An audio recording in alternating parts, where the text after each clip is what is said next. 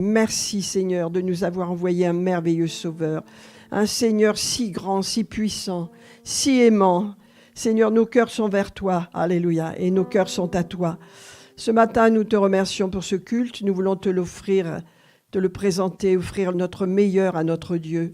En ces temps de Pâques, alléluia, où nous célébrons le fait que Jésus est passé sur la croix à notre place, et qu'il a porté notre jugement et notre condamnation afin que nous soyons joyeux, heureux, paisibles, sauvés, alléluia, accueillis par le Père, bénis, enfants, fils et filles, Seigneur, nous te célébrons et nous te remercions de cette grâce que tu nous as fait, qui n'a pas de nom, qui est immense.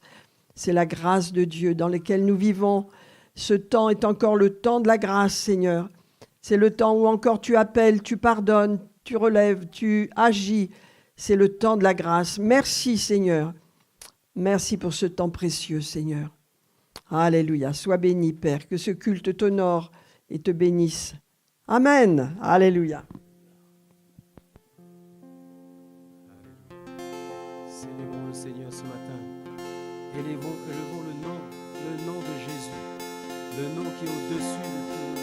Amen.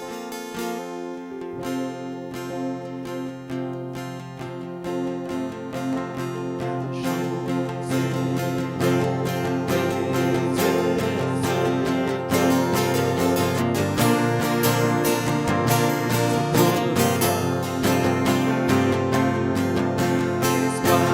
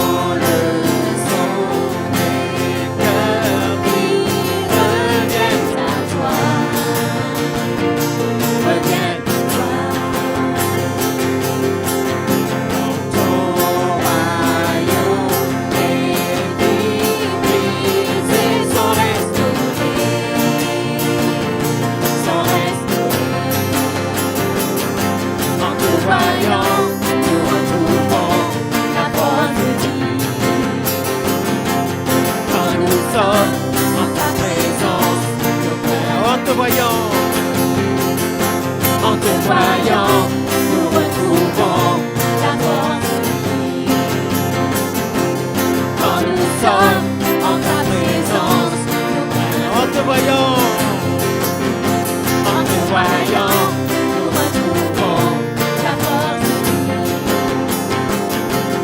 Quand nous sommes en ta présence, nos craintes de vie, elles s'enfuient.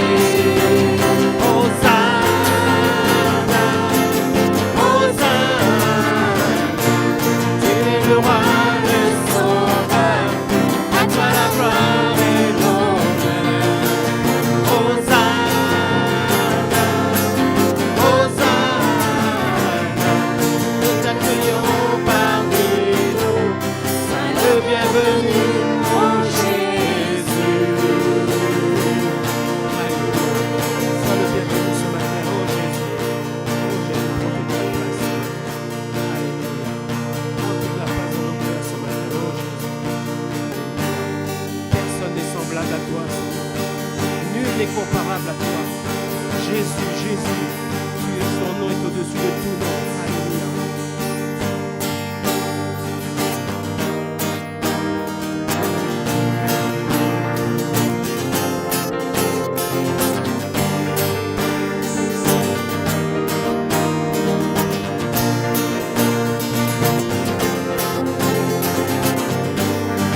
Tu es semblable au lion à l'agneau, assis sur le trône. Les monts s'inclinent, l'océan rugit devant le Seigneur. Qui est semblable, Qui est semblable au lion à l'agneau, assis sur le trône. Les monts s'inclinent, l'océan rugit. oh, qui est semblable, Qui est semblable au lion à l'agneau, assis sur le trône. Les monts s'inclinent, l'océan rugit devant le Seigneur. Loué Adonai, du lever du du soleil jusqu'à la fin du jour. Loué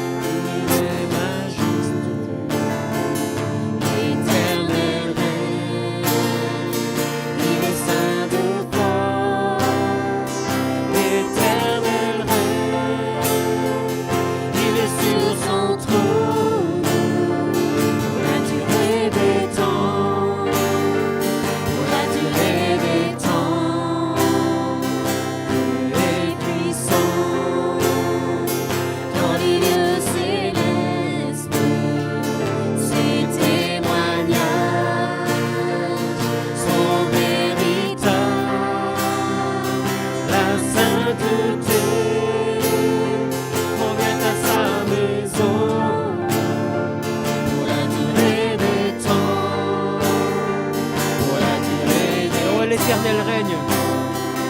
L'Éternel règne, il est majestueux.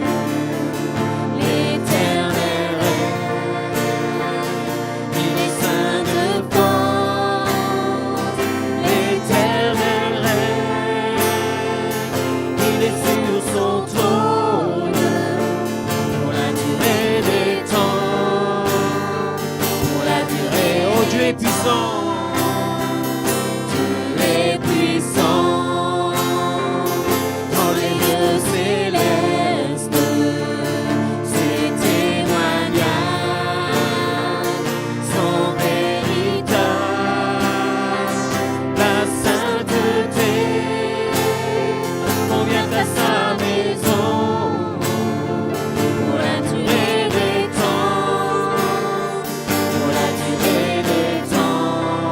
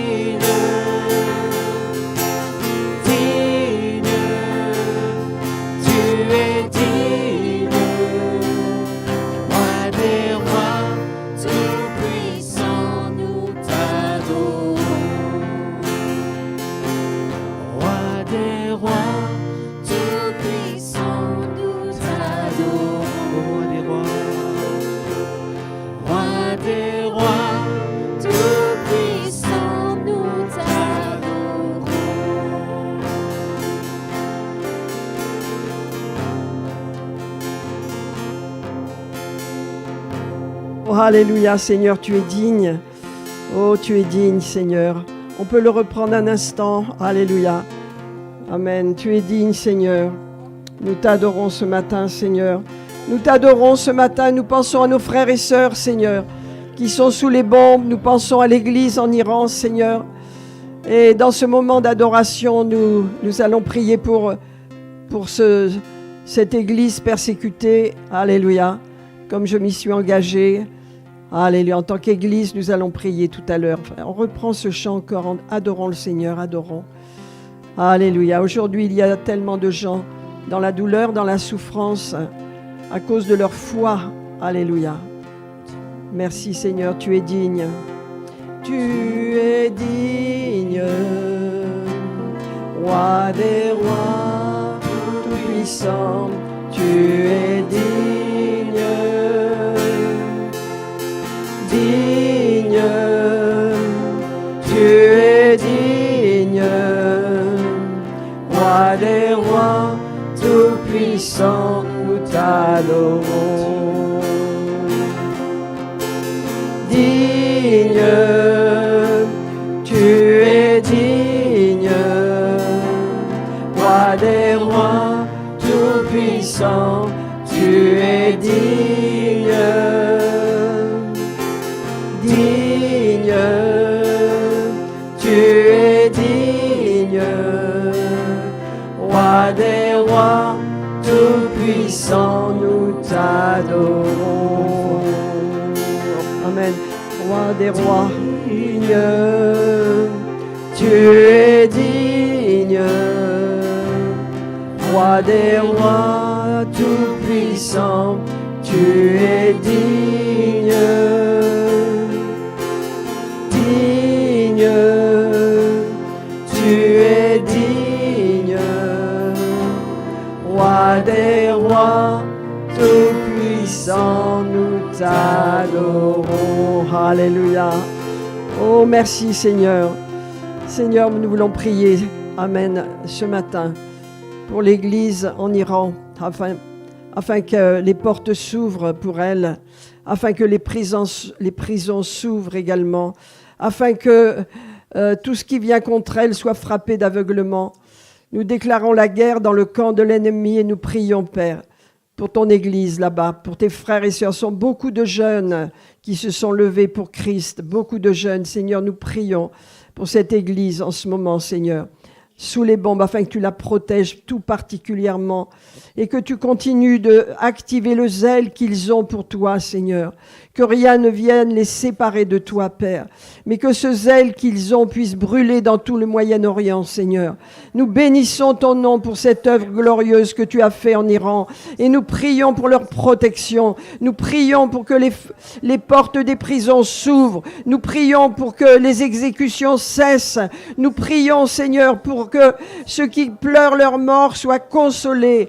Nous prions, Seigneur, allez, pour une plus grande liberté de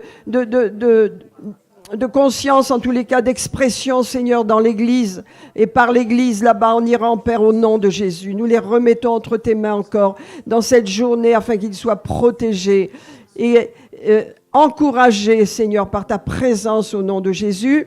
Amen. Amen. Merci, Seigneur. Gloire à Dieu. Gloire à Dieu. Eh bien, nous allons... merci Tessa, partager la parole de Dieu ce matin.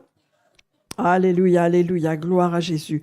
Est-ce que vous avez fait des expériences avec le Seigneur dans cette semaine? Est-ce que vous avez prié pour des malades? Est-ce que vous avez eu des victoires? Amen. Patricia me dit qu'il y a beaucoup de témoignages dans le groupe de maison, mais il n'y en a pas assez au milieu de nous. Est-ce que vous avez des beaux témoignages à présenter? Non? Préparez des témoignages. C'est important de témoigner de ce que le Seigneur fait dans votre vie. Amen. De ce que le Seigneur fait dans la vie de chacun. Amen. Alléluia. On a besoin de témoignages. Et Dieu répond à nos prières. Amen. Que Dieu soit béni. Merci Seigneur. Seigneur, merci pour tes enfants ce matin, ta présence au milieu de nous, Seigneur. Merci de nous apporter toute ta lumière, de nous éclairer encore, Seigneur Jésus. Alléluia. Merci, Seigneur, pour le monde dans lequel nous sommes, parce que nous sommes la lumière du monde, Seigneur. Cette lumière céleste de Dieu n'est pas ailleurs que dans son Église. Alléluia, parmi ceux qui ont été changés, transformés. Alléluia, la lumière brille en nous, Seigneur. Elle brille dans l'Église, elle brille dans le monde. Et elle va briller de plus en plus. Oh, elle va briller de plus en plus. Le Seigneur va faire briller ses enfants. Il va faire briller ses œuvres. Il va faire briller ses églises dans ce monde difficile. Alléluia. Merci Jésus. Une ville ne peut rester cachée. Elle est placée sur la montagne de Sion et elle ne peut rester cachée. Merci Seigneur pour ta lumière en nous, Seigneur. Éclaire-nous encore dans cette journée, Seigneur. Dans nos actions, Seigneur. Dans ce que nous avons à dire, à faire dans ce monde, Seigneur. Merci Père. Amen, amen. Alléluia. Que Dieu bénisse la nouvelle génération. Amen. En herbe, mais bien arrosée. Elle va grandir. Soyez bénis les enfants. Alléluia. Gloire à Dieu. Merci Seigneur, merci Seigneur, merci Seigneur. Amen. Oui, mon cœur a été brisé, comme vous sûrement, pour ce qui se passe dans l'Église en Iran. Bon, la guerre, la politique, j'ai mon opinion, mais je ne dis rien, c'est pas ça mon problème, c'est l'Église. L'Église qui souffre, l'Église qui crie au secours en Iran à cause de tellement de deuil, tellement de souffrance, tellement de difficultés. Ils ont besoin du soutien de la prière. Amen.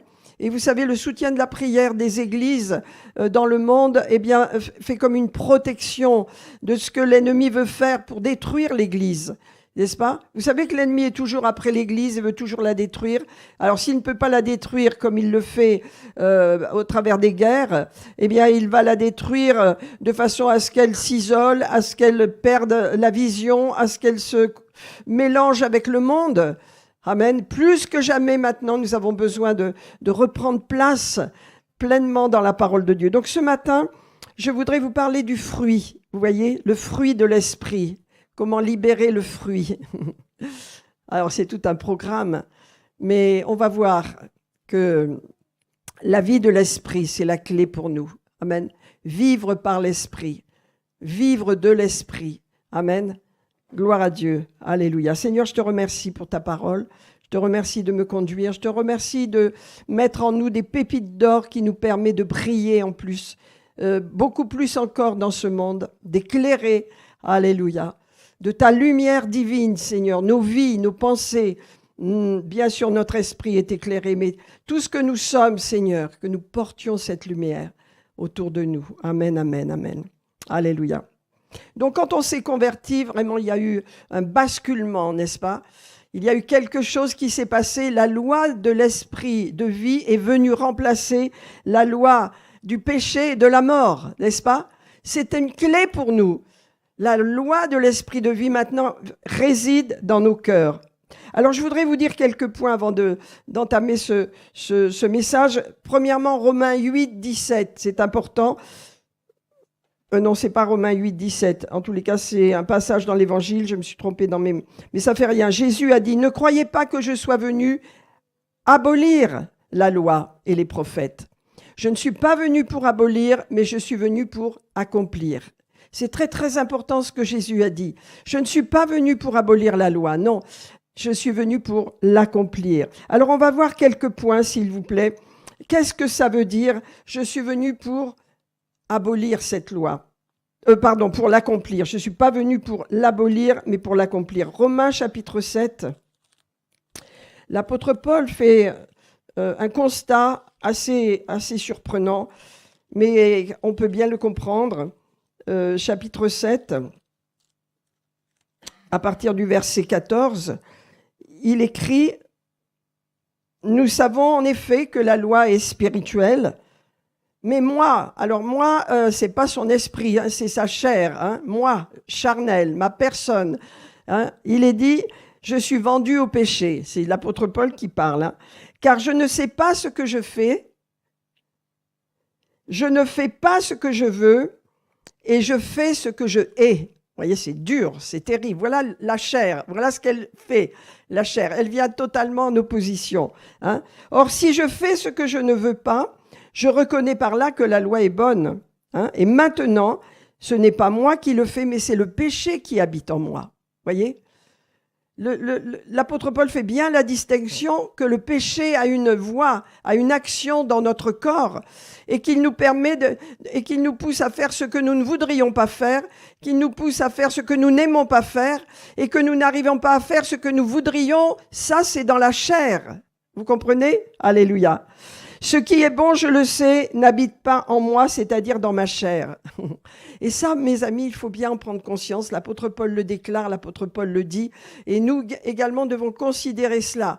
Il y a quelque chose dans notre chair qui combat la volonté de Dieu. Et ce qui combat, en fin de compte, c'est quelque chose qui va contre la volonté de Dieu totalement. Et il rajoute au verset 19, « Car je ne fais pas le bien que je veux, et je fais le mal que je ne veux pas faire. » Ça, c'est la chair. Elle est incapable de faire ce que le Saint-Esprit veut que nous fassions dans notre cœur, ce que notre esprit veut faire, n'est-ce pas? Donc, je trouve en moi cette loi. Quand je veux faire le bien, le mal est attaché à moi. Alors, le mal, c'est on peut dire échouer, c'est-à-dire faire ce que on voudrait faire le bien, mais en fin de compte, ce bien qu'on veut faire, ça n'apporte pas le bien comme on voudrait que cela apporte. Ça ne produit pas le fruit qu'on voudrait que ça apporte, n'est-ce pas? Alors, il est dit, car je prends plaisir à la loi de Dieu selon l'homme intérieur, je prends plaisir à la loi de Dieu, mon esprit prend plaisir à la loi de Dieu, mais je vois dans mes membres une loi, une autre loi qui lutte contre la loi de mon esprit, voyez, et qui me rend captif de la loi du péché qui est dans mes membres. La loi du péché, elle n'est pas ailleurs, elle n'est pas dans votre esprit, elle est là dans la chair, n'est-ce pas? Misérable que je suis, qui me délivrera du corps de cette mort? Amen. Et la réponse est au verset 25 et également au chapitre 8 du verset 1. Il est dit, n'est-ce pas? Grâce soit rendue à Dieu. Alléluia. Par Jésus-Christ notre Seigneur. Ainsi donc moi-même, je suis par l'entendement esclave de la loi de Dieu et je suis par la chair esclave du péché. Et gloire à Dieu. Alors maintenant, il n'y a donc aucune condamnation pour ceux qui sont en Jésus-Christ. Amen. Et on peut continuer la lecture. En effet, la loi de l'esprit de vie en Jésus-Christ m'a affranchi de la loi du péché et de la mort. C'est très puissant, mes amis. C'est comme ça que Dieu veut qu'on vive, dans la loi de l'esprit de vie. Amen. Parce que la chair, voilà ce qu'elle produit. Elle produit les choses qui sont impossibles à réaliser. On veut, au niveau de la chair, faire du bien, mais on n'y arrive pas. On a dans nos membres un combat continuel. Dieu parle à son peuple et il dit, ce n'est pas par ta force, ce n'est pas par ta puissance, mais c'est par mon esprit que je veux accomplir les choses dans ta vie et que tu peux vivre toi aussi, par mon esprit. Amen. Et donc nous qui sommes chrétiens, bien sûr, que nous voulons vivre par l'esprit et que l'esprit va produire en nous des fruits extraordinaires. Mais tous ces fruits, on ne peut pas les produire avec la chair. Ces fruits, on ne peut les produire que par l'esprit. Si vous êtes planté, si vous êtes enraciné, et on va le voir tout à l'heure, il va y avoir automatiquement un fruit puissant qui va jaillir dans votre vie. Vous n'avez pas besoin de combattre pour essayer de le manifester. Vous n'avez pas besoin d'essayer d'être comme ceci ou d'être comme cela. C'est quelque chose qui se produit naturellement. Amen. Vous savez, lorsqu'un arbre fruitier est planté, il est bien planté, qu'il a des racines, il va produire un fruit. Il va produire des pommes, il va produire des prunes, il va produire des pêches, il va produire son fruit. C'est naturel. De la même façon, mes amis, nous qui sommes plantés dans le Seigneur, et nous allons voir aussi que nous avons besoin d'être plantés aussi dans l'église locale, eh bien, nous allons produire un fruit. Le fruit de l'esprit, c'est naturel. On n'a pas besoin de faire d'efforts pour le faire. C'est naturel. Amen. Alors regardons par exemple, on va voir Galates chapitre 5 parce que nous allons voir que dans Galates chapitre 5, et on va même pas le lire parce que je vais simplement vous le dire, dans Galates chapitre 5, il est dit que, bon, je vais le prendre quand même, ça va aller plus vite. Galates 5. Alors.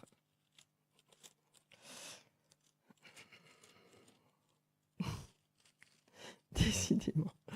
Voilà, ça y est. Donc, voilà. Il y a deux phrases que je veux simplement que vous voyez. le verset 19 nous dit « Les œuvres de la chair sont ».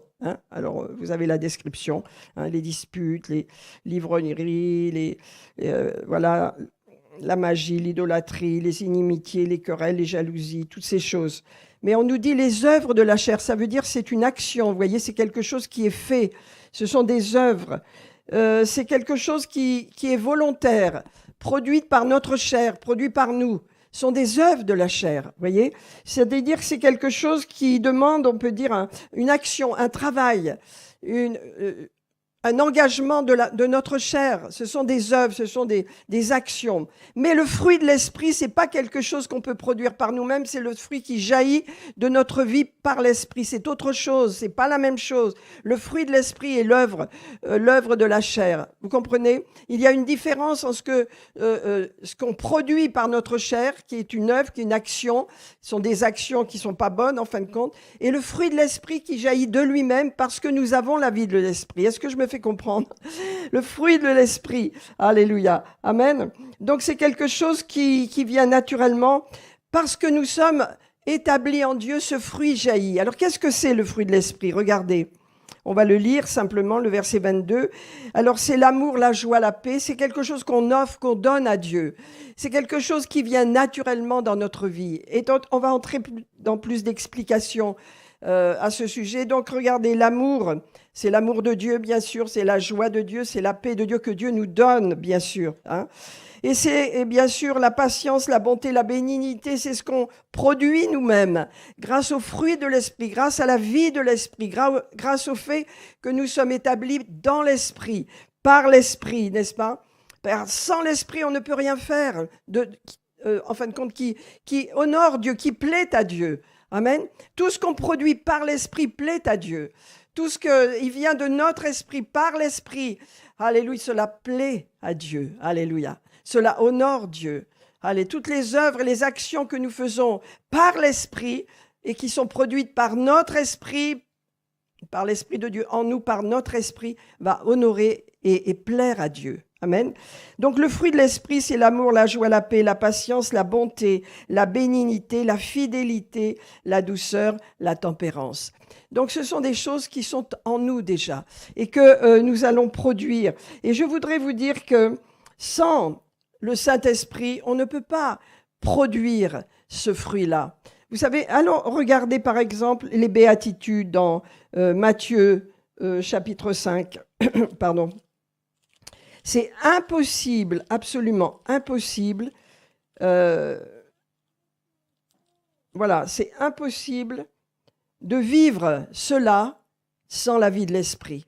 On ne peut pas le produire, on ne peut pas être heureux dans cette condition, parce que le mot heureux veut dire également béni, mais quand on est béni, on est heureux. Quand on est béni, on est vraiment dans la joie et on est dans le bonheur avec Dieu. Donc c'est ce qu'il est dit, regardez, le verset 3, je vais rapidement expliquer cela. Heureux les pauvres en esprit, car le royaume des cieux est à eux. Qu'est-ce que ça veut dire? Ça veut dire, c'est produit par le Saint-Esprit, ça nous parle de l'humilité. Les pauvres en esprit, c'est des personnes qui ont besoin de Dieu. Vous êtes ou je suis, moi en tous les cas, ce qu'on appelle pauvre en esprit, c'est-à-dire j'ai besoin de toi, Seigneur. Ça s'appelle l'humilité. L'humilité, vous ne pouvez pas la produire avec votre chair, c'est impossible. Vous ne pouvez pas dire je veux être pleine d'humilité. Non, elle est produite par le fruit de l'esprit, elle est produite en vous. Et les béatitudes, le Seigneur établit les béatitudes sur le mont des béatitudes, donc le mont Sion, on pourrait dire, eh bien c'est une opposition à la loi qui a été établie sur le mont Sinaï, vous voyez, parce que là on peut s'approcher de Dieu, mais par l'esprit. Par Jésus, au travers du Saint-Esprit, on peut vivre cela, on peut être heureux, alléluia, parce qu'on est pauvre en esprit, parce qu'on a cette demande, Seigneur, j'ai besoin de toi. Et ça s'appelle l'humilité. Heureux les affligés, car ils seront consolés. On pourrait dire heureux ceux qui pleurent. Quand est-ce que j'ai pleuré? Quand est-ce que vous avez pleuré? Quand on s'est repenti. Amen. Heureux ceux qui peuvent se repentir. Heureux ceux qui peuvent pleurer. Alléluia. Vous savez, la repentance, on peut pas la prévoir ou tout au moins l'organiser. C'est quelque chose qui vient dans notre cœur d'un seul coup. Et on a ces pleurs qui viennent. Voilà. Eh bien, celui ou celle qui passe par la repentance, simplement, c'est une œuvre du Saint-Esprit, est béni et heureux. Et la promesse, eh bien, c'est que vous allez être consolés. Donc, voyez, ça, c'est les clés de la marche par l'Esprit. L'Esprit qui a besoin, votre esprit qui a besoin de Dieu. Amen. Le fait que la repentance vous permet d'avoir été consolé, mais que vous avez pleuré, vous avez été affligé, n'est-ce pas? Ensuite, les débonnaires, heureux sont-ils, bénis sont-ils ceux qui font le bien, ceux qui sont bons, ceux qui désirent être doux. Les débonnaires veut dire des personnes douces. Vous savez, la douceur de l'esprit. Lorsque Dieu nous rencontre, eh bien, on n'est pas des gens spécialement doux. En tous les cas, ce n'était pas mon cas. Hein. Il y a de la violence, il y a de la colère, il y a beaucoup de choses. Mais le Saint-Esprit nous change. L'esprit de vie en Jésus-Christ nous transforme. Et nous avons de nouveau un esprit doux. Nous aimons la douceur. Nous aimons avoir un esprit doux. Nous ne voulons pas blesser les gens. Nous ne voulons pas faire de mal. Nous ne voulons pas agresser, n'est-ce pas? Heureux ceux qui sont doux de cœur. Amen. Et la Bible nous dit, et Jésus nous dit, alléluia, qu'est-ce qui va leur arriver? Eh bien, ils seront héritiers de la terre. Amen. Un jour, nous viendrons régner avec Jésus. Alléluia. Nous hériterons la terre. Heureux ceux qui ont faim et soif de la justice. Alléluia. Car ils seront rassasiés, n'est-ce pas? Ils seront rassasiés. Alors, la faim et la justice vient automatiquement de notre rencontre avec Jésus, notre besoin de la parole de Dieu, notre désir d'être rassasié, notre désir, n'est-ce pas, chercher premièrement le royaume de Dieu. Tout nous est donné en plus. Et sa justice, toutes choses nous sont données en plus. Donc, c'est une situation là que nous vivons quand nous sommes plantés.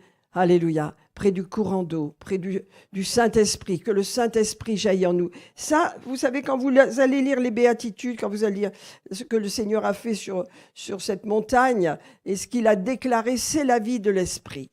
C'est votre vie de l'esprit. Alors vous dites, oui, mais moi je veux être bon, je veux faire du bien, je veux faire des œuvres, je veux plus être en colère, je veux plus être fâché contre les gens, je veux plus souffrir d'agression ou de non-pardon. Je veux être bon, je veux être bien, je veux vraiment vivre une belle vie. Est-ce que c'est pas notre désir à tous?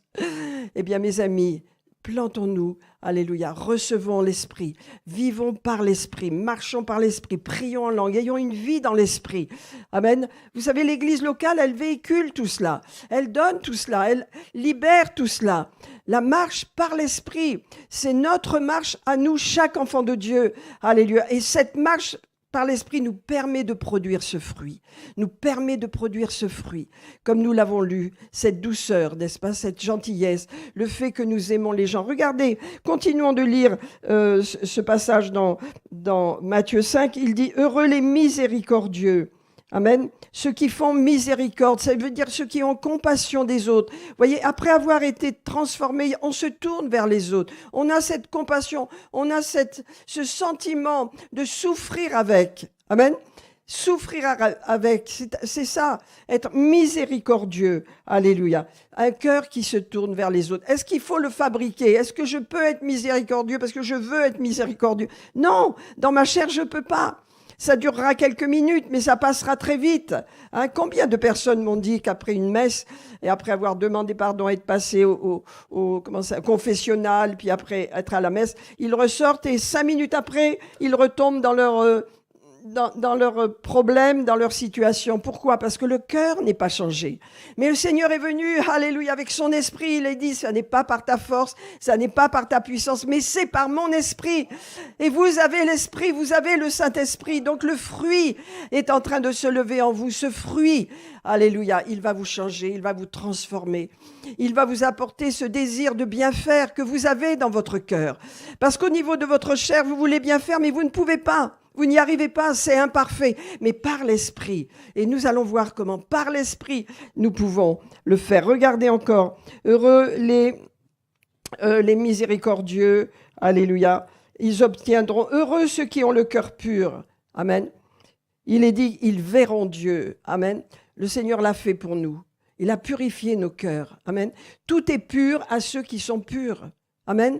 Et tout est souillé à ceux qui sont souillés. Mais nous avons reçu un cœur pur. Dans notre cœur, il y a de la pureté. Nous n'avons pas de désir impur et nous faisons attention à la façon dont nous regardons et aux choses que nous regardons parce que nous voulons garder cette pureté. Dieu a purifié nos cœurs. Son sang nous a lavés. C'est fait, c'est accompli. Heureux les cœurs purs. Amen. Est-ce que vous croyez que vous avez un cœur pur? Oui, votre cœur, votre esprit a été lavé, purifié, transformé par le Saint-Esprit. Donc, notre cœur est pur. Alléluia. Ça veut dire quoi? Quand vous êtes planté dans l'esprit, lavé, transformé par le sang de Jésus, vos intentions sont pures. Vos intentions sont pures. Amen. On n'a pas une double pensée. On n'a pas un double programme. Nos intentions sont pures. Il n'y a pas d'hypocrisie parmi le peuple de Dieu. Il y a peut-être de l'imperfection, c'est sûr. On fait des erreurs, mais il n'y a pas d'hypocrisie. On n'a pas de programme à la fois. Non, on a un cœur pur. Dieu nous a donné un cœur pur. Amen. Notre cœur est pur. Heureux ceux qui ont le cœur pur, ils verront Dieu. Alléluia. Et heureux ceux qui procurent la paix, car ils seront appelés fils de Dieu. Alléluia. C'est ce que nous sommes. Et Dieu nous appelle par le fruit de l'Esprit à procurer la paix autour de nous. Non pas la guerre. Vous savez combien de fois l'apôtre Paul dit à Timothée et aux autres chrétiens, ne vous battez pas sur les doctrines. Ne vous battez pas, n'entrez pas dans des discussions qui n'ont pas de fin. En ce qui concerne la doctrine, tu crois dans le Saint-Esprit, toi tu crois pas dans le parler en langue, tu crois dans la Vierge Marie, toi tu n'y crois pas. C'est des doctrines, bien sûr, que nous avons la saine doctrine, mais on va pas se combattre entre chrétiens. Ça, c'est le plan de l'ennemi, de créer des divisions, des séparations. Chacun sa foi, mais le respect pour les chrétiens, amen, le respect pour les autres, c'est important, on ne va pas se battre. Et c'est pourquoi il est dit aussi, heureux ceux qui procurent la paix, amen, amen, car ils seront appelés fils de Dieu. Alléluia, Jésus nous a donné cette paix, gloire à Dieu. Et vous savez, nous avons reçu également le ministère de la réconciliation. Si j'ai le ministère de la réconciliation, je ne peux pas à la fois avoir ce ministère et être en combat avec les uns, avec les autres. C'est pas la même étiquette, c'est pas la même religion, c'est pas la même foi. Non, je veux procurer la paix. Hein, je vois Bernard, il parle dans tout le quartier là. Hein. Il a parlé à des jeunes, il parle. Il s'occupe pas s'ils sont ou catholiques ou incroyants ou rien. Il leur parle de l'amour de Dieu. Amen. Et moi, je parle avec d'autres personnes qui sont dans la franc-maçonnerie. Je m'en occupe pas, je leur parle de Jésus. Heureux ceux qui procurent la paix. Et vous auriez des choses à dire aussi, parce que je ne doute pas que vous parlez autour de vous également, que vous partagez ce que vous avez. Donc, vous voyez, heureux ceux qui procurent la paix. Les artisans de paix, c'est nous. Amen. Nous devons faire attention. J'ai connu tellement de chrétiens qui ne comprenaient pas cette parole. Ils se battaient avec leurs voisins, ils se disputaient avec ci. On ne procure pas la paix, on a un mauvais témoignage dans ce cas. Amen. Aide-nous, Seigneur, à être cela. Ce fruit de l'Esprit, nous le voyons dans les béatitudes. Il est là partout. Réconciliation avec Dieu et avec les hommes.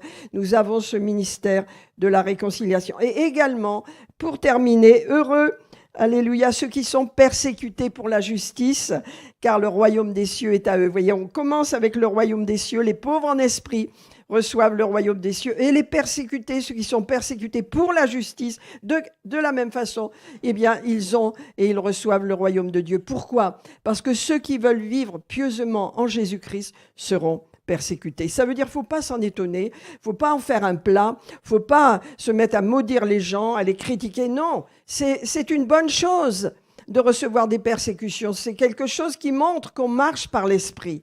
Amen. Tous ceux qui marchent par l'Esprit seront persécutés. Amen. Alléluia. Alors, je vous dis cela pourquoi? Parce que nous allons voir pourquoi nous avons tant reçu. J'aimerais qu'on prenne un passage dans Romains chapitre 8 maintenant. Alléluia. Amen. Vous voyez, en fin de compte, j'aurais pu prêcher sur la grâce, mais ce n'est pas mon sujet, mais elle est là, la grâce. Nous, peuple de Dieu, vivons dans la grâce. On ne vit pas dans la condamnation. Ceux qui vivent dans la condamnation en tant que chrétiens, c'est qu'ils n'ont pas compris la grâce et ils n'ont pas compris ce que Jésus a fait pour eux. Alléluia. On va le voir dans ce passage de Romains chapitre 8. Merci Seigneur de nous aider à rester et à vivre dans la grâce, pas dans la condamnation. Amen. Surtout pas. On va le voir tout à l'heure. Mais regardez dans Romains chapitre 8, voilà. Voilà. Donc on a lu tout à l'heure le verset 1, il n'y a pas de condamnation pour ceux qui sont en Jésus-Christ. Amen. Hein? Donc ce verset nous parle au verset 2, en effet, la loi de l'esprit de vie. La loi, c'est une loi puissante, c'est une loi que le Seigneur a libérée lorsqu'il est, et on va le voir, lorsqu'il est mort sur la croix et qu'il est ressuscité. La loi de l'esprit de vie nous a affranchis de la loi du péché et de la mort. C'est important, mes amis. La loi du péché n'a plus de puissance dans vos vies. La loi du péché n'a pas de puissance dans ma vie. Amen. Il faut bien le vivre et le recevoir. Ne vous voyez plus comme des pécheurs. C'est fini, vous êtes des fils de Dieu, lavés, nettoyés, purifiés par le sang de Jésus. Alors vous n'êtes peut-être pas parfait, bien sûr, moi non plus. Mais on tente à l'être, on désire l'être. Pourquoi ? Parce qu'on a reçu de Dieu la loi de l'esprit de vie. Elle est connectée à la vie éternelle. Grâce à Jésus, nous avons cette vie éternelle et cette loi agit en nous. Elle nous permet d'offrir à Dieu ce fruit de l'esprit qui est notre vie en fin de compte. Et notre vie, c'est quoi ? C'est un comportement, c'est une façon d'être. Et on a besoin de la recevoir, cette façon d'être, de la comprendre. Elle est tellement importante grâce à cette façon d'être, grâce à nos attitudes, à notre façon de nous comporter en famille, avec nos voisins, dans le monde. C'est quelque chose qui porte le parfum de Christ et permet aux gens de se tourner vers Dieu. C'est très important. Mais on ne peut pas le fabriquer si notre cœur est en guerre, si notre âme est dans les problèmes, parce qu'on n'est pas enraciné dans l'esprit. Vivre par l'esprit produit ce fruit. C'est naturel. Ne cherchez pas à le fabriquer parce que ce serait une œuvre de la chair, mais au contraire, laissez la vie de l'esprit jaillir en vous. Automatiquement, l'amour est là. Automatiquement, la paix est là. Automatiquement, cette joie que Dieu donne est là. Et le reste qu'on veut offrir au Seigneur est produit par cette paix et par cette nature. Automatiquement, on a le désir d'être bon, d'être patient et toutes les autres points qu'on a vus tout à l'heure dans Galates 5. On a tous ces désirs. Regardez maintenant le verset 2. Le verset 3, c'est cela la clé pour nous. Car chose impossible à la loi, chose impossible, il était impossible à la loi d'agir dans la vie des hommes. Chose impossible à la loi, parce que la chair la rendait sans force.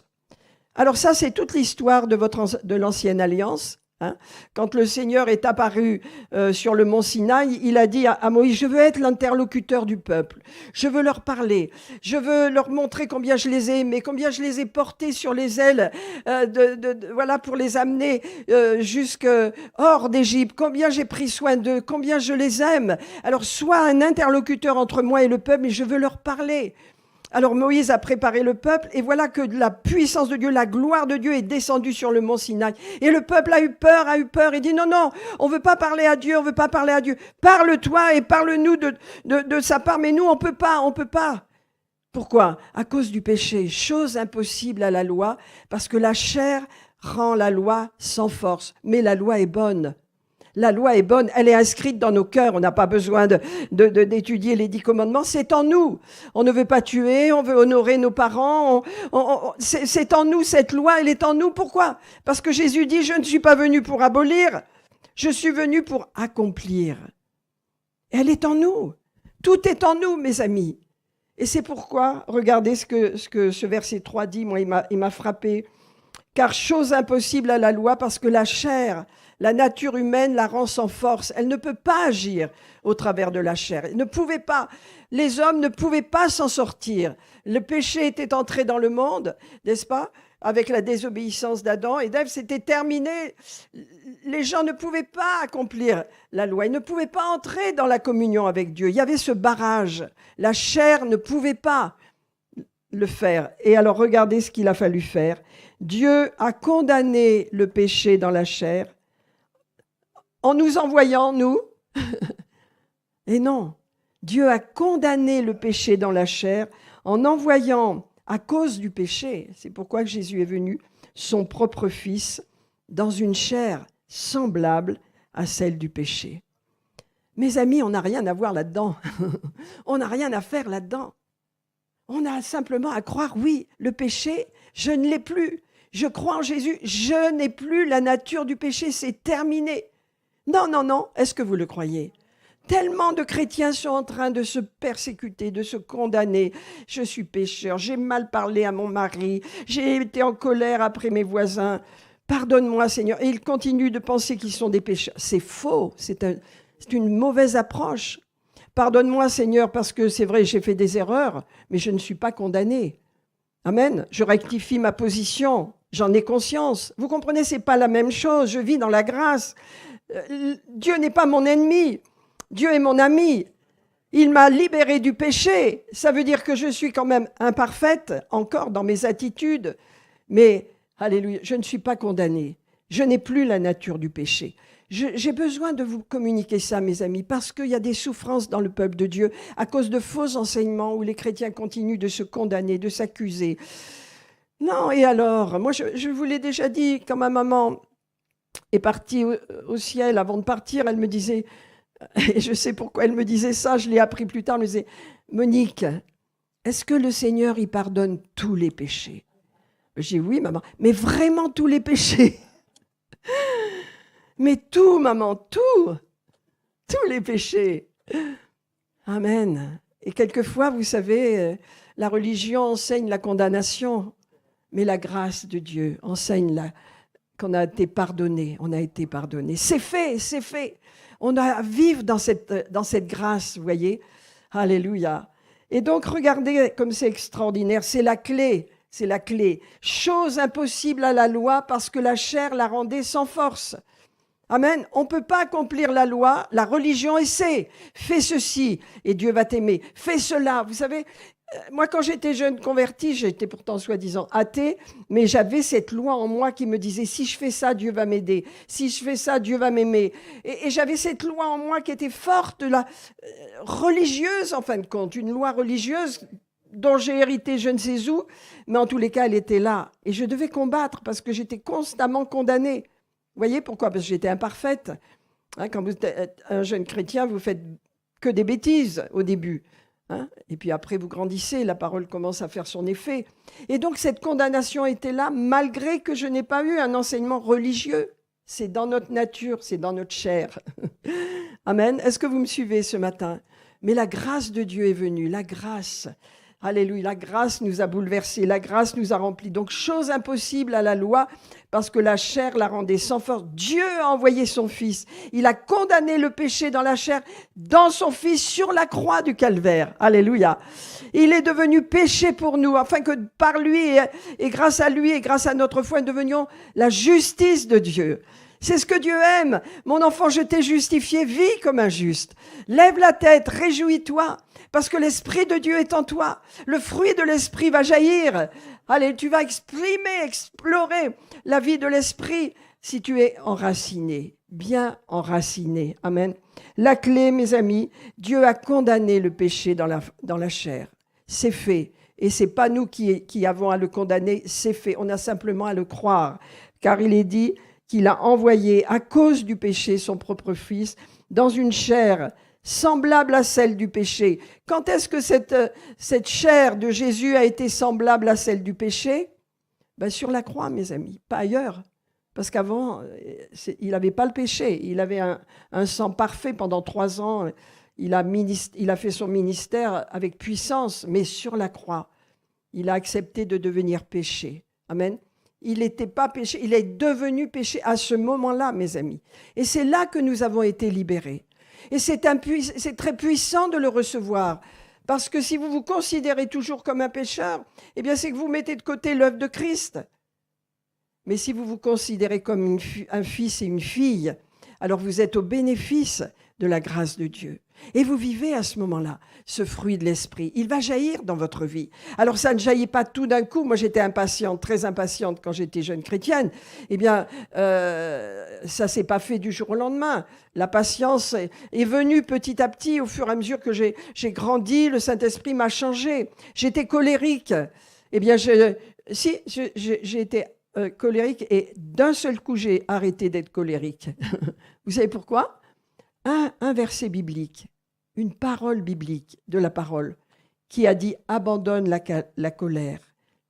Si tu continues à te mettre en colère, ce serait mal faire. Vous connaissez ce verset? Abandonne la colère. J'ai lu ça, paf. J'ai dit oui Seigneur, je veux abandonner la colère, je te la remets, j'en veux plus. C'est ça la vie de l'esprit. Amen. Alors peut-être que vous avez des domaines dans votre vie où vous n'avez pas la victoire, mais mes amis, faites-le par la grâce. Ne vous sentez pas condamnés. Amen. Allez vers le Seigneur et il se peut que ce soit sa parole qui vous éclaire. Il vous dit, bon, j'ai telle faiblesse, j'ai telle chose, je n'aime pas ça en moi. Merci Seigneur, libère-moi, change-moi. Il le fait. C'est une œuvre de l'esprit. Voyez le fait de renoncer, par exemple, renoncer à telle chose. Renoncer, c'est très puissant, c'est un acte de notre volonté, mais c'est un acte spirituel. Le fait de renoncer. J'ai renoncé à la colère, je n'ai plus cette colère où je perdais... vous savez, il y a des colères qui ne sont pas bonnes, on perd notre maîtrise de nous-mêmes. On dit des paroles qu'il ne faut pas dire, c'est terrible la colère. En tant que chrétien, le Seigneur nous libère de la colère. Amen. Et vous êtes sûrement tous libérés de la colère. Je l'espère, je le crois. En tous les cas, moi, je l'ai été. Gloire à Dieu. Et voilà, et on chante. Le fruit de l'esprit jaillit jour après jour grâce à la vie spirituelle que nous avons. Mes amis, rappelez-vous de ce verset 3. Chose impossible à la loi, car la chair la rendait sans force. Dieu a condamné, c'est fait, le péché dans la chair en envoyant son propre Fils dans une chair semblable à la nôtre. Amen. C'est pas extraordinaire? Alléluia. Semblable à celle du péché. C'est pourquoi, mes amis, nous sommes redevables à Jésus. C'est pourquoi son peuple l'adore. C'est pourquoi son peuple se réjouit. Et c'est pourquoi nous avons ce fruit de l'esprit qui vient et qui est très, très puissant. Je voudrais vous lire un passage avant de développer cela, qui se trouve dans le Cantique des Cantiques. Hein. C'est vraiment magnifique, le Cantique des Cantiques. Hein. C'est l'amour physique et l'amour spirituel, mais c'est surtout l'amour de l'Église et de Jésus, de l'épouse et de Jésus. Mais je voudrais vous lire ce verset 16, hein, où l'époux dit, c'est Salomon en l'occasion, hein, dans le Cantique des Cantiques, « Lève-toi, Aquilon ». Aquilon, c'est un vent, le vent de l'esprit. « Lève-toi, Aquilon. Viens, au temps », c'est aussi un vent. Hein. « Soufflez sur mon jardin ». Il est où le jardin du Seigneur? Il est dans votre cœur, c'est votre cœur. Soufflez dans mon jardin et que les parfums s'en exhalent. Que mon bien-aimé entre dans son jardin et qu'il mange ses fruits, alléluia, qui sont excellents. Eh bien, mes amis, ça c'est votre cœur. Ça c'est ce que vous offrez à Jésus. C'est ses fruits, c'est à lui, c'est lui qui les produit. Hein? Il produit le vent, il produit l'esprit et qu'est-ce qui se passe? Eh bien, tu peux venir, Seigneur. Tu peux venir dans ton jardin parce que c'est le tien, n'est-ce pas? Et ce jardin, il va produire des parfums excellents, vous voyez? Ils vont s'exalter et tu peux entrer et tu peux manger les fruits. Vous voyez, les fruits que vous produisez dans votre vie, chaque fois que vous retenez de dire une mauvaise parole, chaque fois que vous pardonnez, chaque fois que vous acceptez l'offense sans être offensé, sans maudire les autres, chaque fois que vous faites cela, eh bien, vous offrez à Dieu ce parfum. Parce que à ce moment-là, vous voyez, Dieu dit, ah, le fruit est en train de s'exhaler. Là, j'entends, je sens le parfum que libère mon fils, ma fille.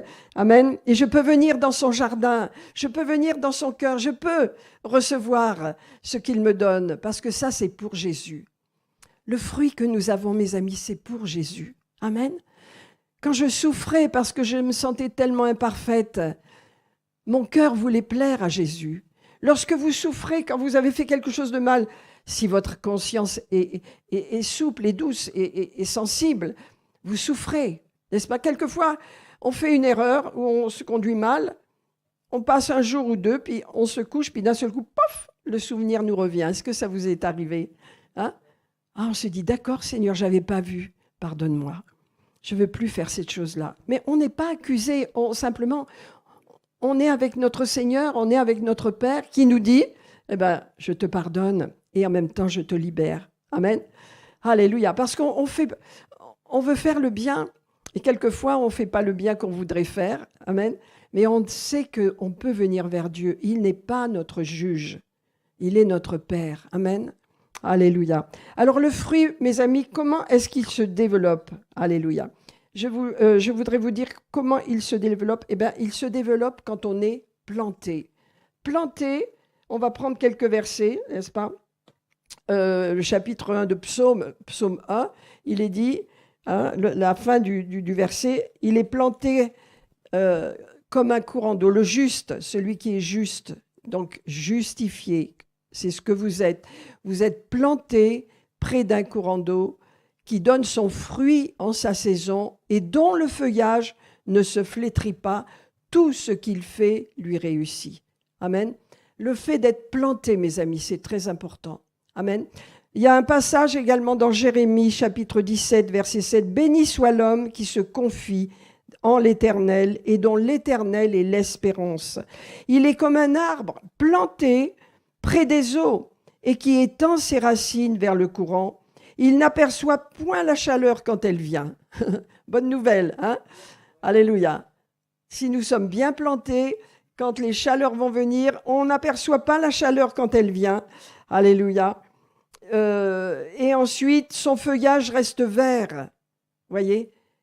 On reste vert, ça veut dire verdoyant, on ne vieillit pas. Alléluia. Dans l'année de la sécheresse, il n'a point de crainte et il ne cesse de porter du fruit. Amen. Cela nous parle d'être planté, mes amis. Alléluia. Vous voyez, et lorsque l'on n'est pas planté, eh bien, on erre à droite, à gauche. On va et on n'a pas de socle pour être planté. Amen. Et donc, c'est important. Le fruit se développe quand on est planté. Amen. Alors, où être planté? Bien sûr, on se dit, moi, j'aime le Seigneur, etc. Mais on est planté dans l'église locale, là où Dieu nous place, parce que c'est là, l'église locale, qui va permettre qu'on s'enracine solidement. Amen. Alors, on se dit, bon, moi, je veux porter du fruit. Porter du fruit, ça nous parle de la sanctification, de la séparation. Mais il y a deux agents puissants qui agissent dans l'église locale pour cette sanctification, cette séparation, cette mise à part, pour libérer le fruit. La première, c'est la parole, et la deuxième, c'est l'esprit, bien sûr.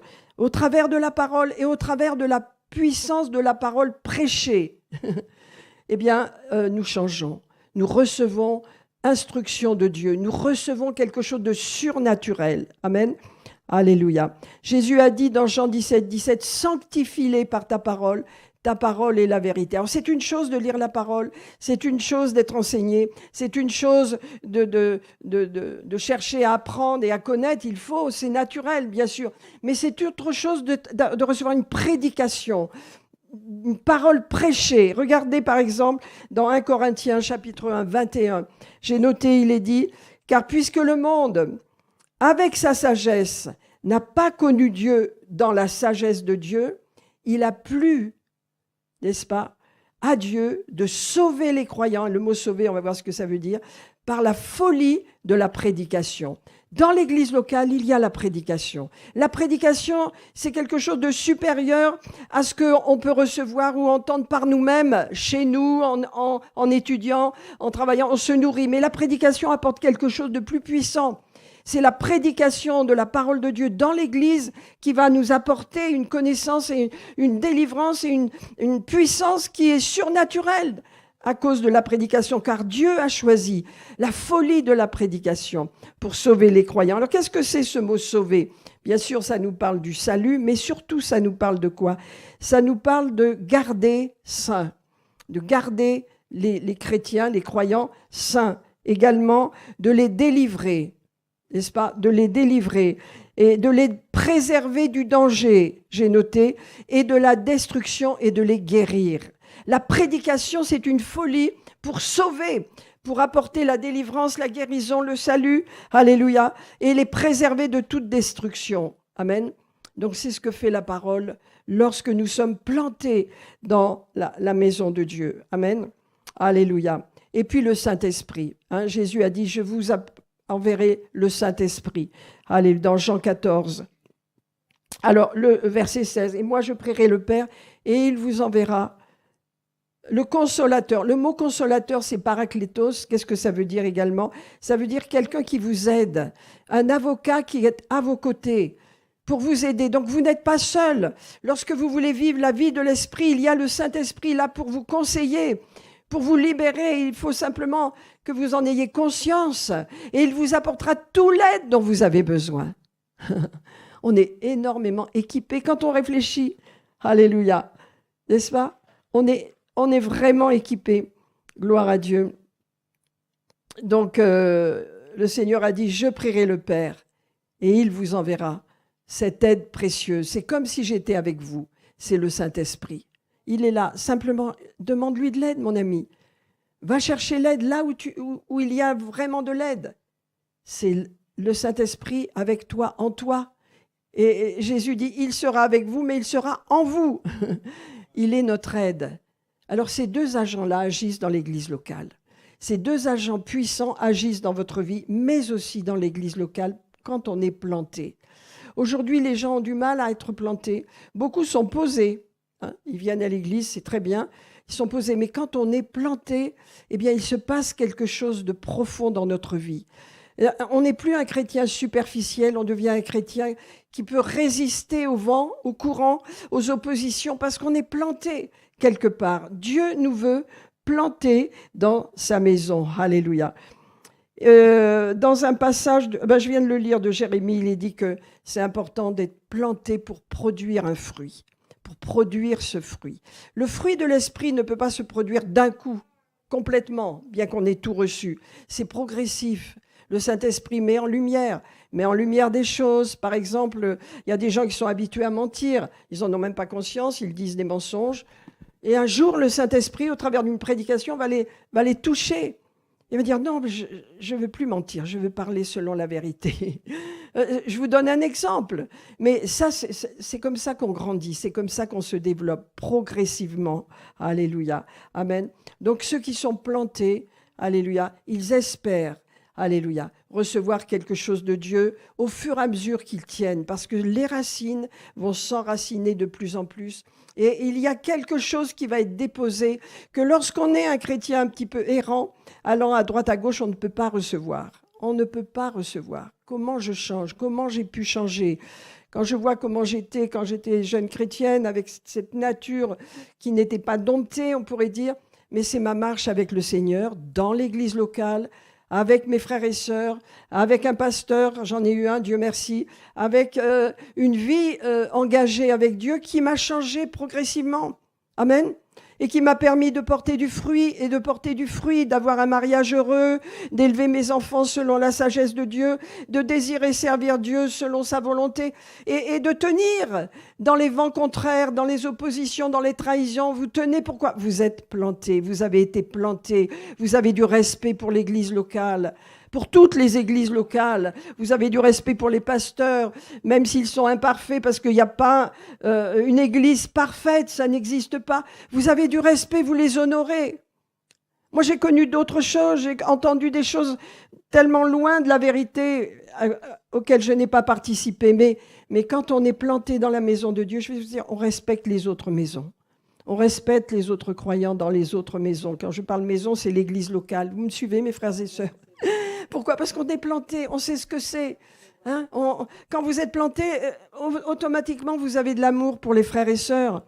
Automatiquement, vous veillez à votre parole, à ne pas être blessé, à ne pas donner de place à l'ennemi qui divise, qui détruit, qui fait du mal. Automatiquement, vous savez gérer les choses. Amen. Gérer les choses. La marche dans l'esprit. Amen. Vous permet de gérer beaucoup vos émotions. Pourquoi? On est des êtres émotionnels.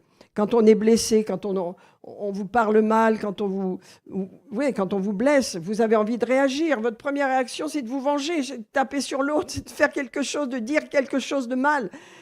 Non, mais ça, après, quand vous êtes enraciné dans le... Vous savez que vous ne devez pas le faire.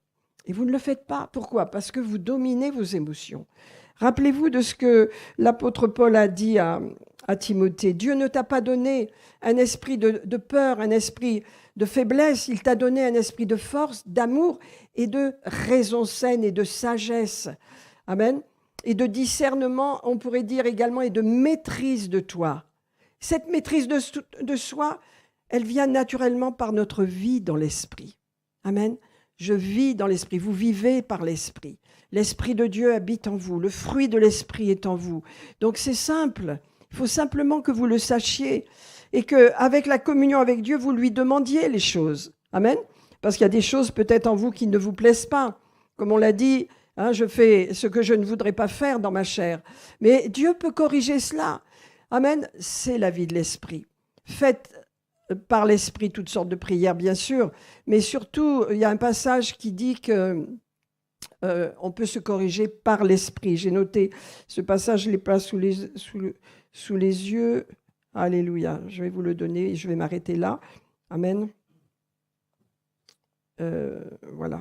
Bon, je ne sais plus où il est passé. Tant pis.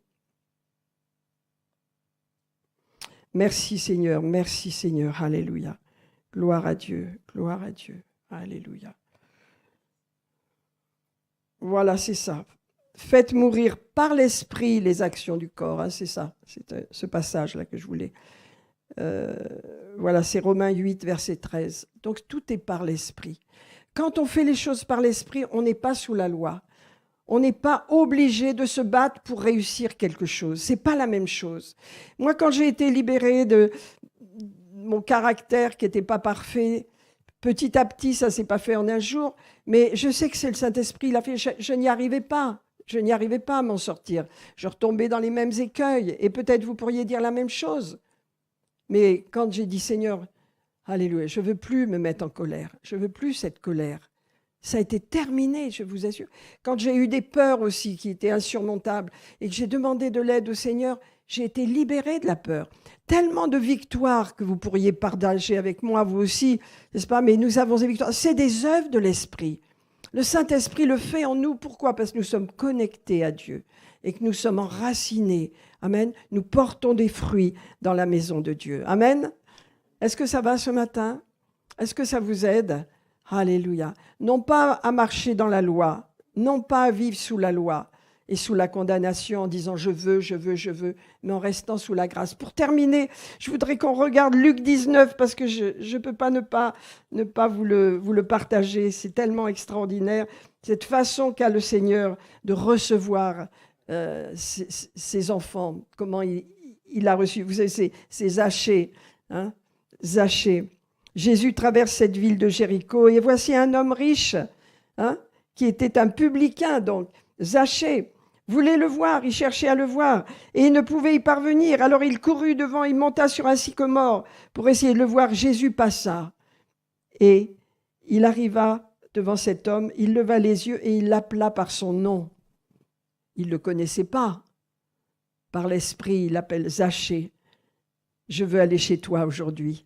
Regardez, hâte-toi de descendre, car il faut que je demeure aujourd'hui dans ta maison. Est-ce qu'il lui dit, non, tu es un publicain, tu as volé les gens, hein? Alors tu vas demander pardon. Est-ce qu'il lui dit, tu as fait les 400 coups, tu t'es enrichi sur le dos des autres, tu as créé des problèmes, tu as fait souffrir des gens, tu n'es pas bon. Pas du tout. Il voit simplement la soif. Zachée, je te connais par ton nom, alors je vais aller chez toi. Je veux vivre avec toi, je veux être avec toi. Et la conséquence de cet amour que le Seigneur témoigne à cet homme fait que, Seigneur, après t'offrir ce repas, tu vois, je vais mettre ma vie en règle. C'est ça la vie de l'esprit. Je ne mets pas ma vie en règle parce que j'ai peur et que je veux obéir à des lois. Non, je mets ma vie en règle parce que je suis aimé et que je veux plaire à celui que j'aime. Vous voyez, ça c'est une nuance très importante. Et il lui dit, regarde ce que je vais faire. Eh bien, Zachée lui dit, Seigneur, je donne aux pauvres la moitié de mes biens. Et si j'ai fait tort à quelqu'un, eh bien, je lui rends au quadruple. Ça, c'est la repentance. Jésus le salue et lui dit, le salut est entré aujourd'hui dans cette maison. Mes amis, le salut est entré dans votre maison. Est-ce que vous le croyez? Alléluia. Le fruit de l'esprit est en vous. Il va produire. Et s'il y a des choses dans votre vie que vous n'aimez pas, simplement, il y a l'aide du Saint-Esprit qui est là. Dites-lui, Saint-Esprit, libère-moi. Libère-moi de cette chose. Je ne veux plus la faire. Pardonne-moi, mais libère-moi. Il le fera. Laissons le fruit de l'esprit agir et jaillir dans notre vie. Amen. Oh Seigneur, nous sommes dans la joie ce matin. Nous sommes dans la joie en sachant que nous sommes bien établis, enracinés en toi, Seigneur. Enracinés dans la maison de Dieu. Prêts à porter du fruit, Seigneur. Alléluia. Que notre fruit demeure et nous voulons t'offrir le fruit de nos vies. Nous voulons t'offrir le fruit de nos bouches. Nous voulons t'offrir le fruit de notre cœur. Parce que ce que nous faisons, c'est par amour pour toi. En fin de compte, nous te rendons ce que tu nous as donné, Seigneur. Et ce fruit, Seigneur, nous voulons qu'il te plaise, que tu puisses venir dans ton jardin et cueillir ces fruits. Alléluia. Et goûter ces fruits que nous voulons t'offrir, Seigneur. Les fruits de l'esprit, le fruit que produit la vie de l'esprit. Alléluia. Amen. C'est un fruit personnel, c'est la vie intérieure. Alléluia. C'est la vie de l'esprit, c'est l'action, l'attitude, la façon d'être. Alléluia, qui fait que nous sommes différents maintenant, Père. Merci de parler à mes frères et sœurs, Seigneur. Car ce message est pour tous, il est pour moi, il est pour vous. C'est un message important dans ces temps où nous voulons refléter la gloire de Dieu. Permets, Seigneur, de nous montrer, alléluia, ce que tu veux changer dans nos vies, Seigneur. Mais que ce soit fait par l'Esprit, ce ne soit pas par ma force ni par mon intelligence, mais par l'Esprit, Saint-Esprit, fais-le. Ô puissant Saint-Esprit, alléluia, que ce soit, que tu puisses le faire dans ma vie, dans nos vies, Seigneur. Alléluia, merci. Abandonne la colère, Seigneur. Nous abandonnons la colère, nous abandonnons le ressentiment, nous abandonnons l'amour-propre, Seigneur. La crainte d'être blessés, la solitude, le fait que nous nous renfermions sur nous-mêmes. Seigneur, nous abandonnons tout ce qui nous empêche de libérer ce fruit. Alléluia. Nous te les remettons, Seigneur, ces choses. Nous y renonçons simplement, Seigneur. Et toi, tu fais le reste. C'est toi qui fais le reste, c'est pas nous. C'est toi qui le fais en nous, Seigneur. Et demain, nous nous rendons compte que nous ne pouvons plus nous mettre en colère. Et demain, nous nous rendons compte que nous ne pouvons plus nous sentir trahis et blessés. Demain, nous serons différents. Amen. Parce que nous avons reçu. Nous recevons ce matin. Nous recevons, Seigneur. Nous recevons. Nous sommes plantés pour faire jaillir le fruit de l'esprit. Alléluia. L'amour, la joie, la paix, la bonté, la bienfaisance, la patience. Toutes ces choses, Seigneur, sont en nous maintenant, Père. Tu peux venir dans notre jardin. Tu peux venir, Seigneur, pour prendre ton fruit, pour prendre et exhaler ces parfums que nous avons, Seigneur, et les recevoir. Merci, Seigneur Jésus. Merci, Seigneur Jésus. Merci, Seigneur Jésus. Et l'Esprit et l'épouse disent « Viens, Seigneur Jésus ». L'épouse dit « Viens, Seigneur Jésus ». Oui, viens, Seigneur. Viens dans nos cœurs, viens dans notre jardin, Seigneur. Viens cueillir ces fruits, Seigneur. Alléluia. Pardonne-nous nos erreurs, Seigneur. Pardonne-nous nos manquements. Mais, Seigneur, nous voulons produire des fruits qui te plaisent. Alléluia. Merci, Seigneur. Merci de faire grandir ce fruit, Seigneur. Fruit de l'esprit, le fruit de l'esprit.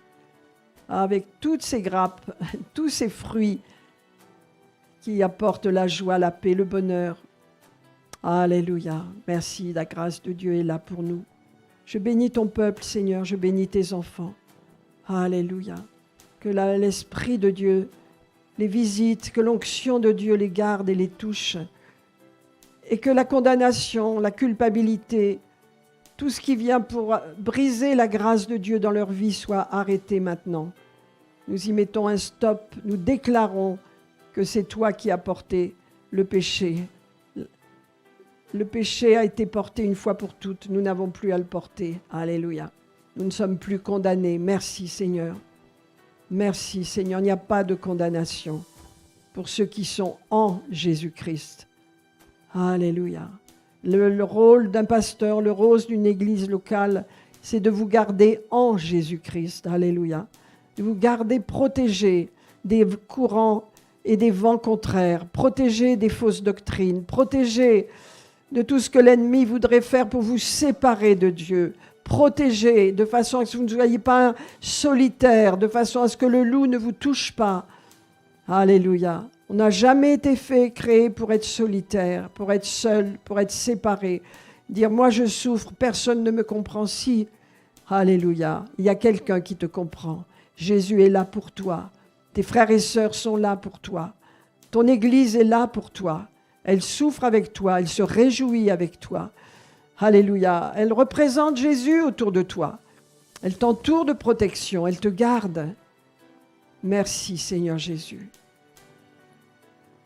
Merci de nous apprendre à être plantés, à rester plantés, enracinés. Merci Seigneur. Parce que les vents contraires soufflent et ils vont souffler. Mais plantés, nous ne serons pas déracinés, Seigneur. Merci Jésus.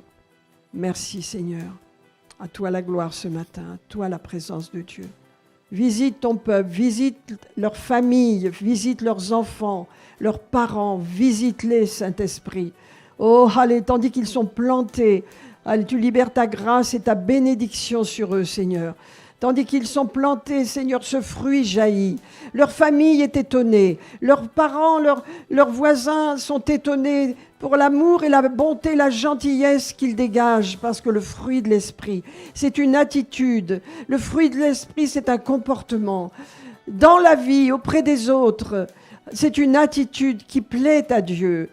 Alléluia. Nous ne sommes ennemis d'aucun homme. Nous ne sommes ennemis de personne. Nous aimons Jésus et nous aimons les gens.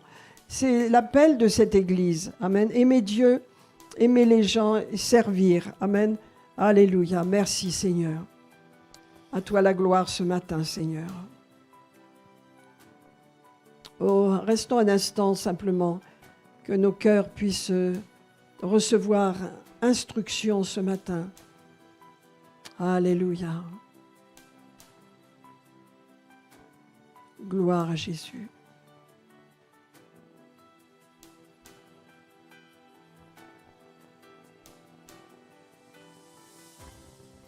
Dans mon esprit, il y a des personnes qui souffrent de leur caractère dans leur couple. Et c'est bien là que c'est le plus difficile, souvent parce que il y a des échanges quelquefois qui sont douloureux parce qu'on ne se comprend plus. Simplement, le Seigneur va mettre les choses en place. Simplement, donne-lui ce problème et laisse-le le régler. Simplement, tu lui donnes le problème. Merci Seigneur. Il va le régler. L'incompréhension va cesser. L'unité va rester. Protège l'unité, protège l'unité. Peut-être tu ne comprends pas tout. Tu ne comprends pas tout sur le comportement de ton conjoint. Tu ne comprends pas tout. Mais protège l'unité. Prends sur toi de protéger l'unité. Dieu va faire le reste.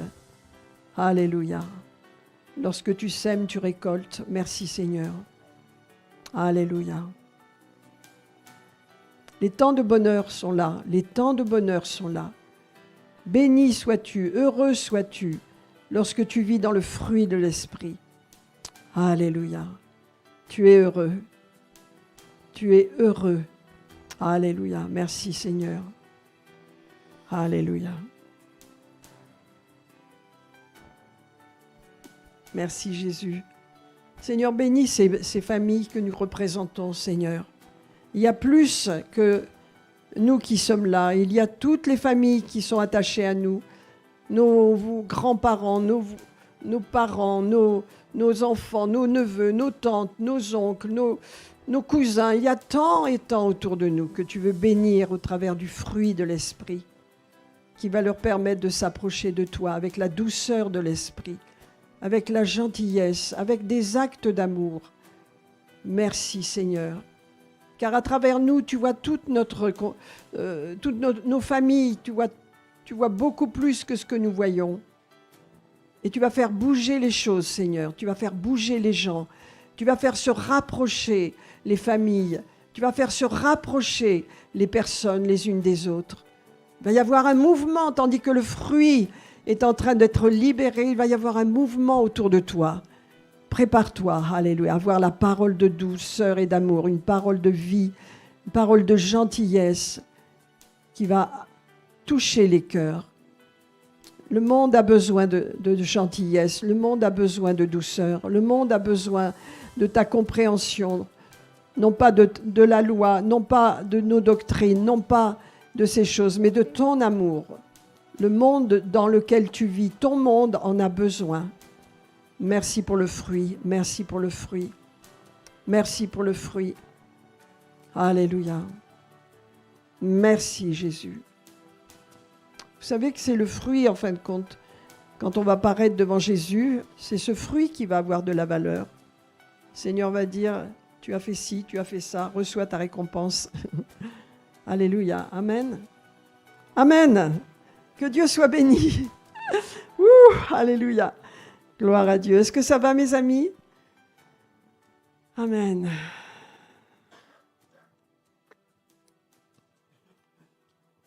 Donc, je voulais vous remercier pour votre générosité et votre gentillesse au sujet de la famille de Marika et de Victoire qui sont là, et aussi sa sœur Océane, bien sûr. On continue de prier pour elles. Elles ont été vraiment bénies par votre offrande. On leur a remis donc la semaine dernière, et je voulais encore vous remercier pour cette abondance. Alléluia. Amen. Donc nous allons faire notre offrande ce matin.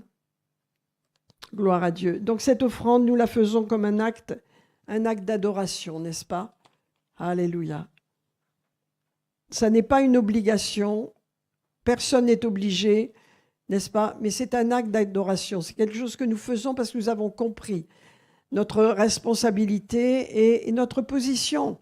Et lorsque nous donnons de nos finances, alléluia, nous donnons à Dieu, bien sûr, et c'est un acte d'adoration. Nous le faisons parce que nous l'aimons. Amen.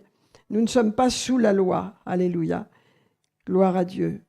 Et vous savez, le fait de donner de notre argent alors que nous travaillons, et nous savons combien l'argent est important, c'est ce par quoi nous vivons, par quoi nous payons nos factures, c'est par quoi, en fin de compte, c'est notre vie, l'argent. Mais lorsque nous donnons à Dieu, eh bien, nous brisons l'amour de l'argent, qui est la racine de tous les maux. Nous brisons cela, voyez, le fait de donner à Dieu, d'apporter notre offrande, d'apporter nos dîmes à Dieu. Nous ne sommes pas sous la loi, nous le faisons avec notre cœur, comme un acte d'adoration, nous brisons l'amour de l'argent. Et l'argent devient notre serviteur. Amen. Alléluia. Seigneur, je te remercie pour cette offrande ce matin. Je te remercie aussi pour tous ceux qui nous ont suivis sur YouTube, afin que vraiment tu les bénisses également, Seigneur. Et je crois, Père, que tu libères ta provision financière sur tes enfants, sur tous ceux qui donnent ce matin. Alléluia, qu'ils soient bénis dans leurs finances, qu'ils progressent alors que les temps difficiles économiquement sont là, qu'ils progressent, qu'ils soient bénis au nom de Jésus. Amen. Amen, mes amis. Alléluia. Gloire à Dieu. Donc, je pense qu'on prend le temps de faire notre offrande ce matin. Et on va faire les annonces avec Tessa. Merci.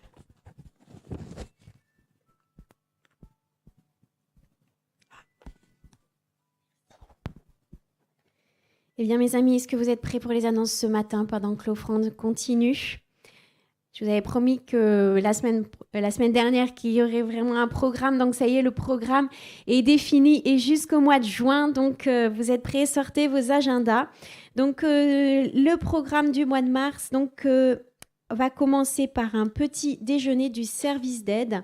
Donc, samedi 21 février à 10h, nous aurons ici avec mars, pardon. Nous sommes au mois de mars, excusez-moi. Le samedi 21 mars à 10h, moi, vous suivez.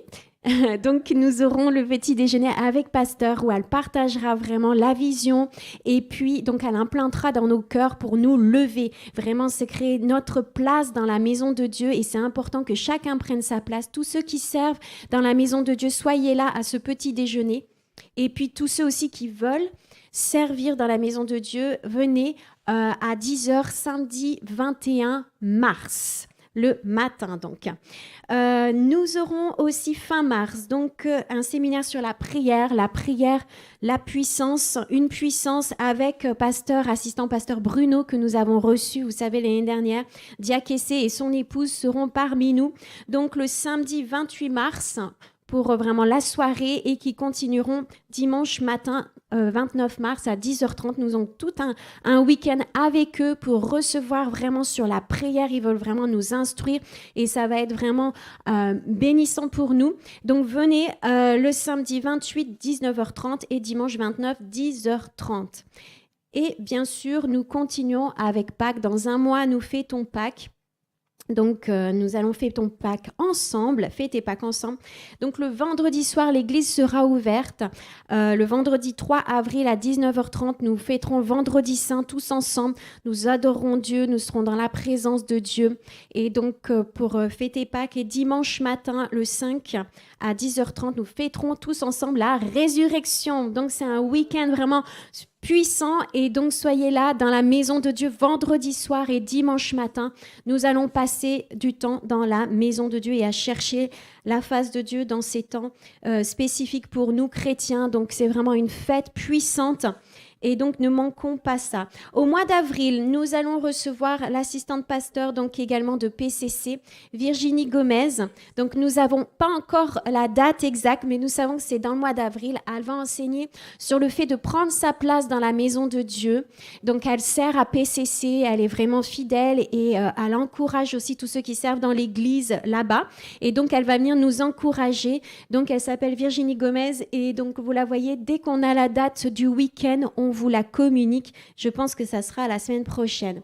En mai, nous aurons Louis Radja, pasteur Louis, donc fils de pasteur Dorothée, qui reviendra pour les jeunes. Les jeunes, notez bien, vous aurez un rendez-vous en mai. Et là, Louis va revenir avec toute une équipe. Donc, il y aura aussi la date bientôt. Dès qu'on l'a, et en juin, en général, par quoi on termine les femmes.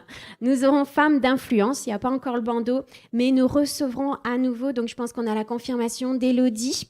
Donc Élodie Mizidi qui était là, donc elle sera là pour nous bénir, nous les femmes, dans Femmes d'influence au mois de juin. Donc on vous communiquera la dame aussi, mais nous avons tous ces rendez-vous donc pour les mois à venir. J'espère que vraiment ça vous touche et que vraiment vous serez là à chaque rendez-vous. Pour Pâques, je pense qu'il y aura quelque chose avec les enfants. Donc, c'est bien si les enfants peuvent continuer à venir chaque dimanche. Je pense qu'ils préparent quelque chose. Donc, voilà, pour le dimanche de Pâques. Donc, s'ils peuvent continuer à venir. Et donc, je crois que quelque chose est en train de se préparer pour eux. Donc, voilà, je ne vous en dis pas plus, mais vous aurez une surprise. L'église sera vraiment touchée, j'espère. Donc, quelque chose se prépare. Ce n'est pas moi, cette fois. Voilà, pour Pâques également, je voulais vous présenter 2 livres. Donc, pour aller avec le message de pasteur, je voulais vous représenter Joseph Prince, La faveur imméritée. Donc, découvrir tout ce que Jésus a fait sur la croix pour nous, quelle grâce nous avons de vivre dans sa faveur et comment nos vies peuvent être bénies et puissantes quand on sait tout ce qu'il a fait pour nous sur cette croix. Et donc, pour accompagner ce message de ce matin, découvrir vraiment tout ce que Jésus a accompli. Donc, toute son œuvre parfaite à la croix, donc dans La faveur imméritée de Joseph Prince, un livre incontournable pour chacun d'entre nous. Pour continuer sur Pâques, je voulais vous présenter Le mystère du tombeau vide, donc un album pour enfants. Donc pour ceux qui savent lire ou qui apprennent à lire, et puis les plus grands peuvent apprendre à lire, c'est magnifique. Et donc ça raconte vraiment l'histoire que Jésus est mort et ressuscité en plusieurs pages. Et c'est vraiment important de déposer ça dans leur cœur, qu'ils voient vraiment les images, qu'ils soient vraiment touchés par ce qui s'est passé à Pâques, et ça raconte vraiment l'histoire. Donc dans ce monde où nous avons tellement de choses qui est présentée à Pâques et qui n'est pas à Pâques, donc rappelons aux enfants la vraie histoire de Pâques. Voilà tout ce que je voulais vous présenter ce matin. Oui. Ah oui, donc nous avons Fabien, c'est ça, qui offre son livre donc sur le mariage, pasteur donc est en train de vous le dire, donc qui est à la sortie. Voilà, Il vous l'offre. Donc, c'est un cadeau pour tous ceux qui veulent vraiment se servir ce matin. Donc, il est à disposition sur la gauche, c'est ça? Oui. Donc, servez-vous. Donc, c'est un livre sur le mariage de notre frère Fabien. Très bon livre. Donc, on vous le conseille. Prenez-le ce matin. Merci.